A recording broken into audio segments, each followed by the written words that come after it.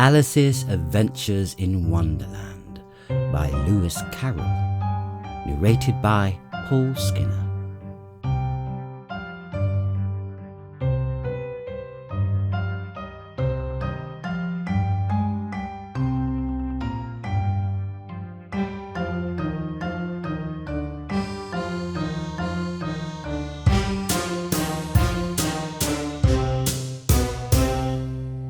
Chapter 7.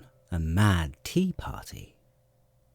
There was a table set out under a tree in front of the house, and the March Hare and the Hatter were having tea at it.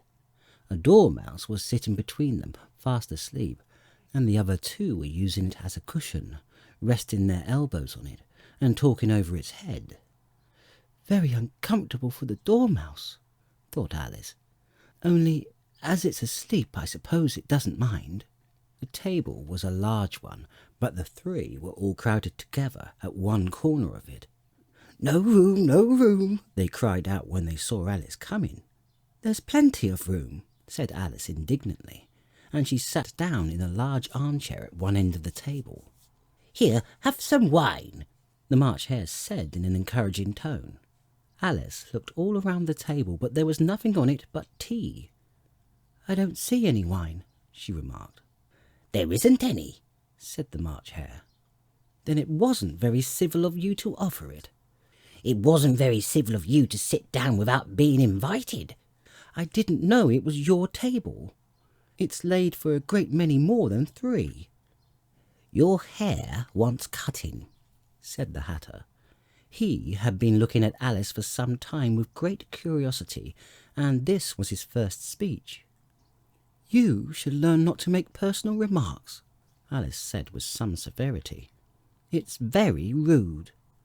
The Hatter opened its eyes very wide on hearing this, but all he said was, "Why is a raven like a writing desk?" "Come, we shall have some fun now," thought Alice. "I'm glad they've begun asking riddles.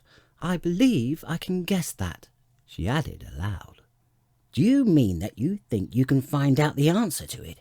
said the March Hare. "Exactly so." "Then you should say what you mean." "I do. At least I mean what I say. That's the same thing, you know." "Not the same thing a bit," said the Hatter. "You might just as well say that I see what I eat is the same thing as I eat what I see." "You might just as well say," added the March Hare, "that I like what I get is the same thing as I get what I like." "You might just as well say," added the Dormouse, who seemed to be talking in his sleep, "that I breathe when I sleep is the same thing as I sleep when I breathe." "It is the same thing with you," said the Hatter, and here the conversation dropped, and the party sat silent for a minute, while Alice thought over all she could remember about ravens and writing desks, which wasn't much. The Hatter was the first to break the silence. "What day of the month is it?" he said, turning to Alice. He had taken his watch out of his pocket and was looking at it uneasily, shaking it every now and then, and holding it to his ear. Alice considered a little, and then said, "The 4th." "2 days wrong," sighed the Hatter. "I told you butter wouldn't suit the works," he added, looking angrily at the March Hare. "But it's the best butter," the March Hare meekly replied. "Yes, but some crumbs have got in as well. You shouldn't have put it in with the bread knife." The March Hare took the watch and looked at it gloomily. Then he dipped it into his cup of tea and looked at it again. But he could think of nothing better to say than his first remark. "It was the best butter, you know."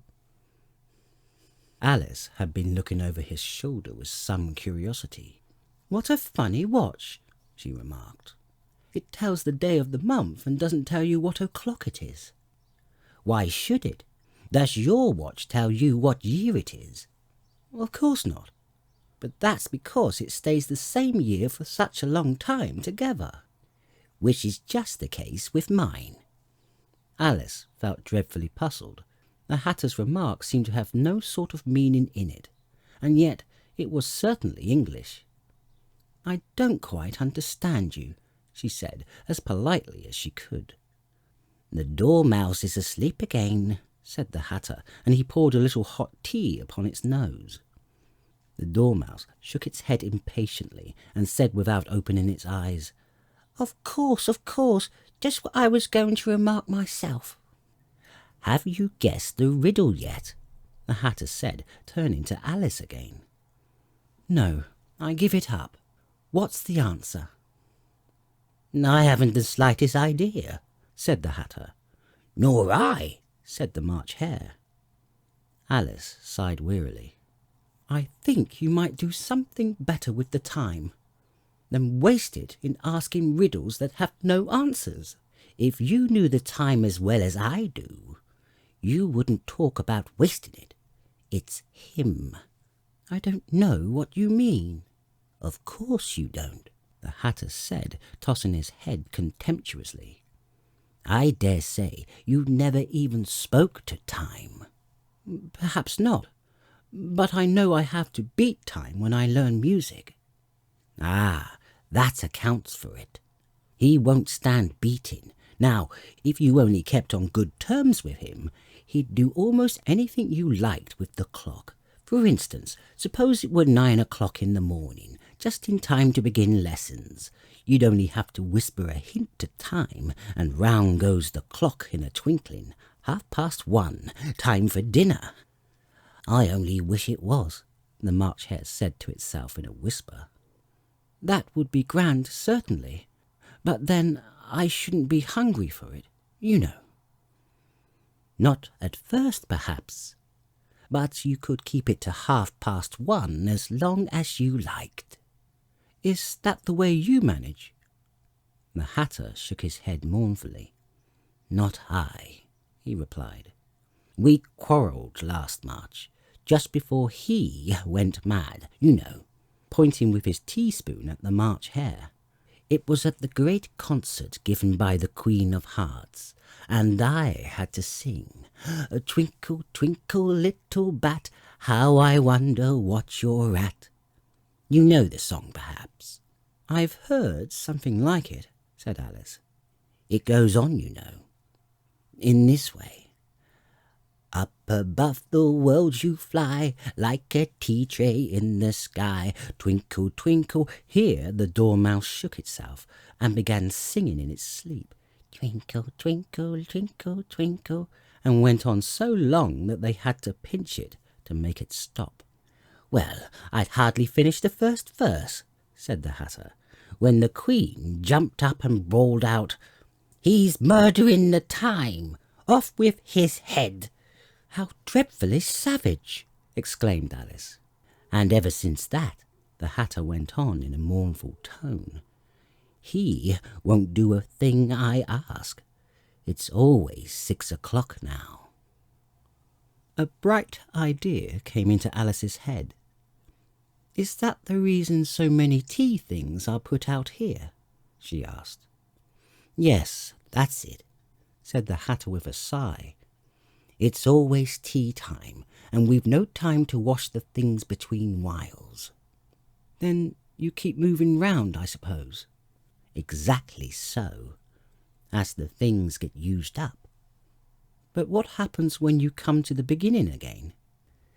"Suppose we change the subject," the March Hare interrupted, yawning.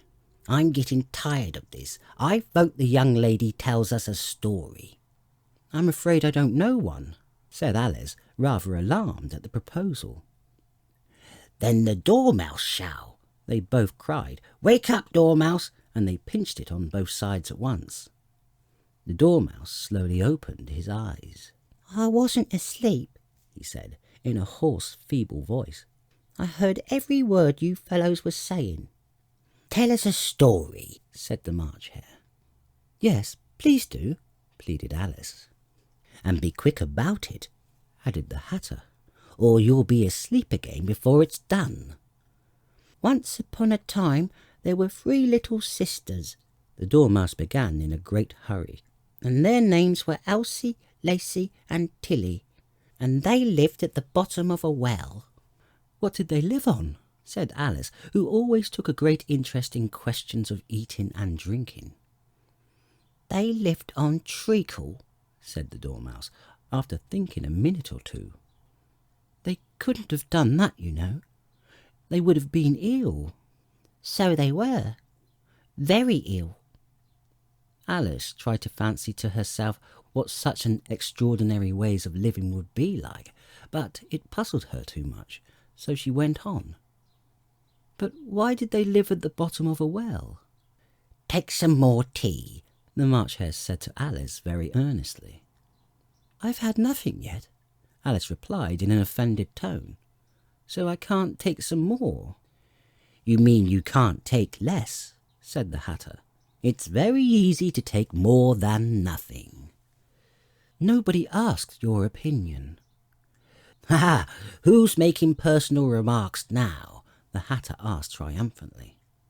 Alice did not quite know what to say to this, so she helped herself to some tea and bread and butter, and then turned to the Dormouse and repeated her question.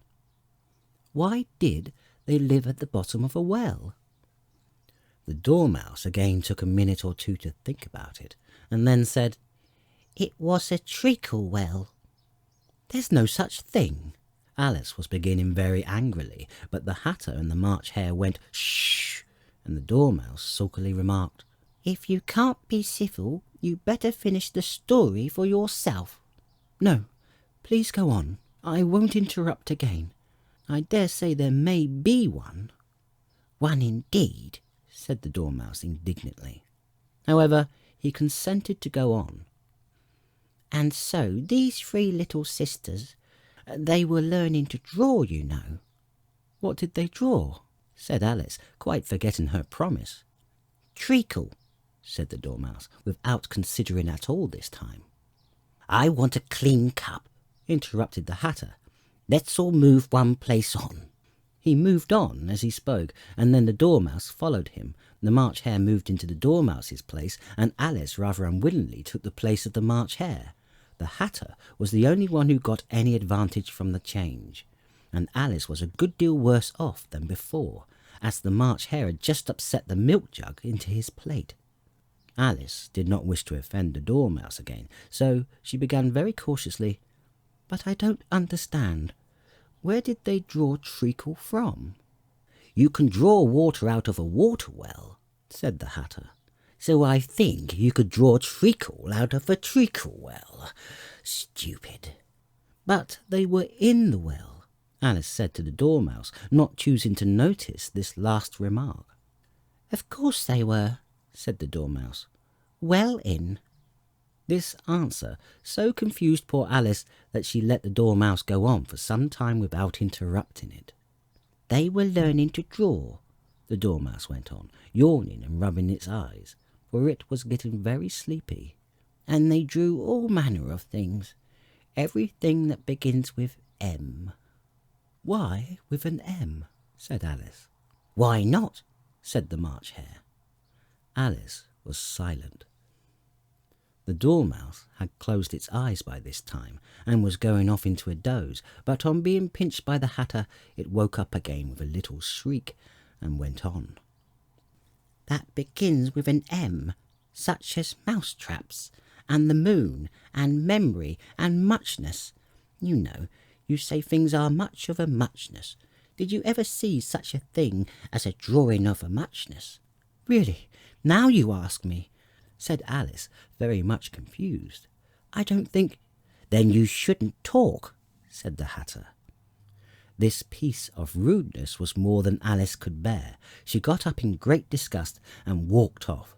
The Dormouse fell asleep instantly, and neither of the others took the least notice of her going, though she looked back once or twice, half hoping they would call after her. The last time she saw them, they were trying to put the Dormouse into the teapot. "At any rate, I'll never go there again," said Alice, as she picked her way through the wood. "It was the stupidest tea party I was ever at in all my life." Just as she said this, she noticed that one of the trees had a door leading right into it. "That's very curious," she thought. "But everything's curious today. I think I may as well go in at once." And in she went. Once more she found herself in the long hall and close to the little glass table. "Now I'll manage better this time," she said to herself, and began by taking the little golden key and unlocking the door that led to the garden. Then she went to work nibbling at the mushroom. She had kept a piece of it in her pocket till she was about a foot high. Then she walked down the little passage, and then she found herself at last in the beautiful garden among the bright flower beds and the cool fountains.